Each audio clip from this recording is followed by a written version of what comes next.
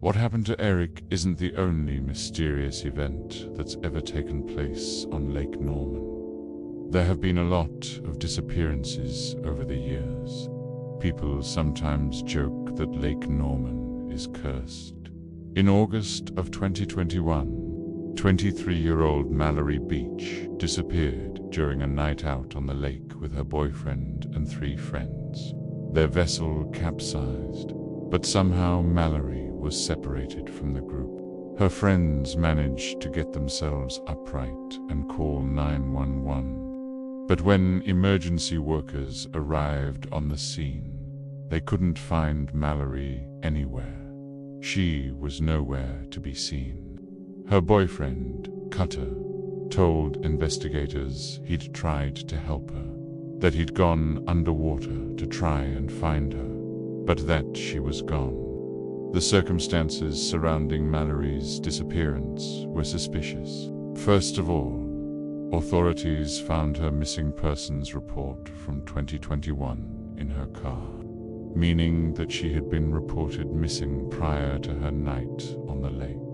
Secondly, the Coast Guard spent days searching for her, but they didn't find anything except for an empty cooler with a broken seal. Then there was the case of Ian Sweet. In June of 2019, Ian left his home in Huntersville to take a trip across Lake Norman to his friend's house. He was only 13. On his way, he stopped by the Jetton Beach public access area. It was there that witnesses say they saw him get onto a pontoon boat with a woman, both of them alone. After Ian boarded the boat, it traveled down the shoreline and turned toward the main channel. It disappeared around the bend and was never seen again. To this day, nobody knows what happened to him, although investigators do admit that foul play is suspected. There have been other disappearances, too. John Bryant went missing in October of 2018. His rental houseboat was found abandoned on the north end of the lake, with its engine running and his dog still on board. Then there was the case of Tommy and Kathy Thomas, who vanished in December of 2014 while taking their annual Christmas Eve cruise on their 65-foot yacht. All that was found was their overturned vessel on the eastern shore and a trail of mysterious footprints in the sand. All these cases are unsettling, but perhaps the most disturbing thing about them is that the police seem stumped. Usually, there's some logical explanation for how a person goes missing, but in all these cases, there seems to be none. Some people say that these stories are proof that something sinister lurks beneath the water, but there may be a more reasonable explanation. In 2019, NBC News ran a piece about all of the disappearances happening on Lake Norman. They called it America's Deadliest Lake. It was later revealed that the article had been based on a series of presentations given by a man named Jason Lewis. He claimed to be a forensic accountant and an expert in maritime forensics. But, according to North Carolina Bar Association records, Mr. Lewis was neither of those things. He's not a forensic accountant or a maritime expert. He's a lawyer who likes to pretend that he is both. I'm bringing this up because I don't want anyone thinking that I am trying to push a fake narrative here. I'm not. I genuinely believe that something weird is going on in Lake Norman, and I am not the only one. Plenty of people have witnessed strange lights dancing in the water. Some say they've seen ghosts. Others have heard disembodied screams or whispers coming from the lake at night. Many of those who have vanished probably never even saw whatever it is that is lurking beneath the surface. It just reached out and pulled them under. But those who have survived their encounters with Lake Norman say that there's only one thing to do if you want to stay safe. Don't look away. Don't try to ignore the lights or pretend that they're not there. If you do, whatever's underneath will reach up and pull you in.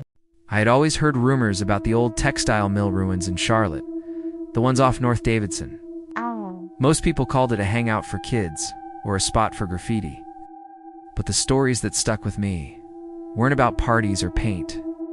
They were about the man people swore they'd seen, standing at the brick wall, whispering to anyone who drove past late at night.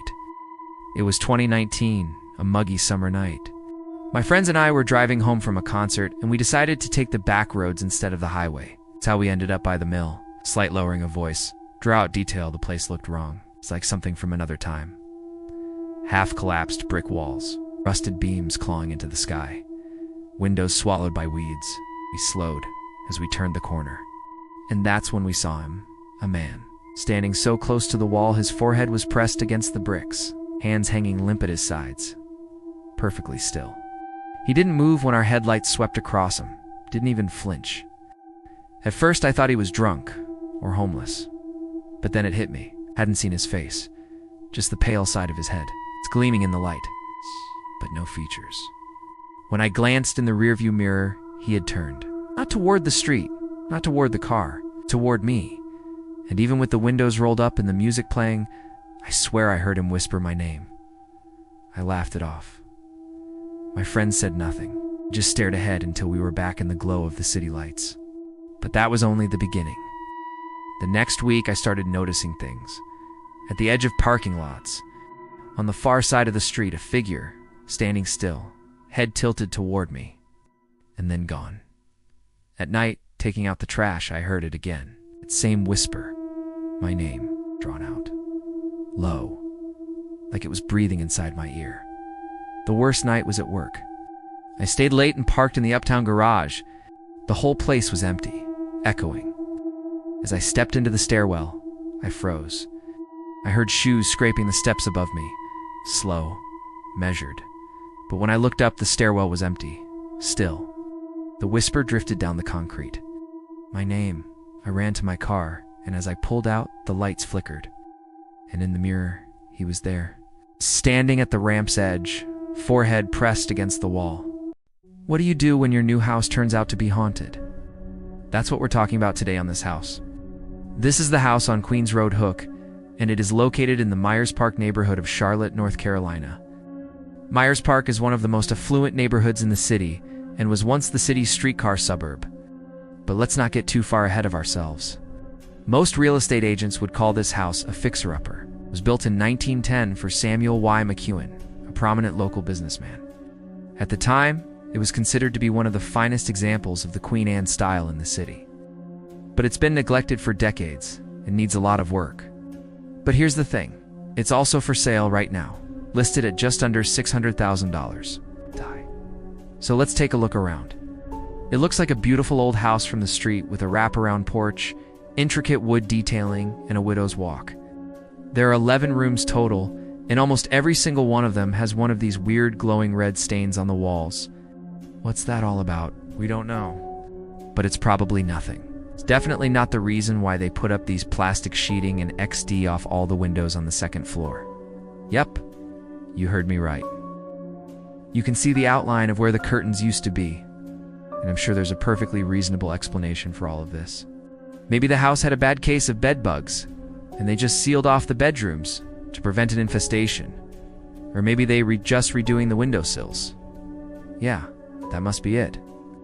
Now let's go inside. We'll start in the living room, which features a beautiful fireplace made of white marble and inlaid with colored glass. Look how big the marble is. This place has so much potential. I love the crown molding and the built-in cabinets and that stained glass window over there. It's just in really bad shape. I imagine it used to look something like this. See what I mean? It's just beautiful. Now let's go into the dining room. Again, beautiful woodwork. I love these wainscoting and the picture frame molding. You can see the wallpaper is starting to peel away from the walls in some places. Look how high the ceilings are. And here's the kitchen. complete with a pantry and a breakfast nook. Check out how wide the doorway to the pantry is.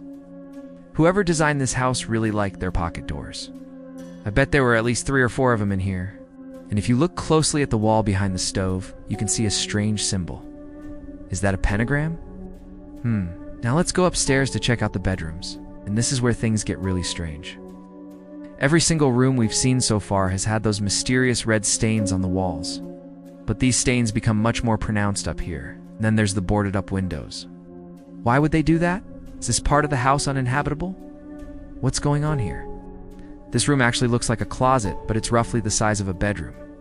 And if you look through the crack in the door, you can see all of the other rooms have the same reddish-brown stain on the walls. Some of them have what looks like hieroglyphics scrawled across them. This one looks like a bathroom. So did they rip out the bathtub and the sink and then just forget to paint this wall? Or did they board up the window to keep something from getting in? Or more likely, to keep something from getting out? According to the listing, this house has 3 full bathrooms, but we've only found 2. Where's the third one? What happened to the people who lived here? Oh, and here's another interesting detail. If you look up in the attic, you can see all of the insulation has been ripped out and piled up in the middle of the room. Why would they do that? And why are all of the rooms completely empty? Was this house abandoned in a hurry? The house next door was built in 1926, so it would have been 16 years after this house was built.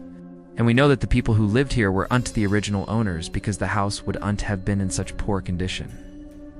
And we know it wasn't recently abandoned because the grass hasn't grown back yet. It almost looks like they just bulldozed it.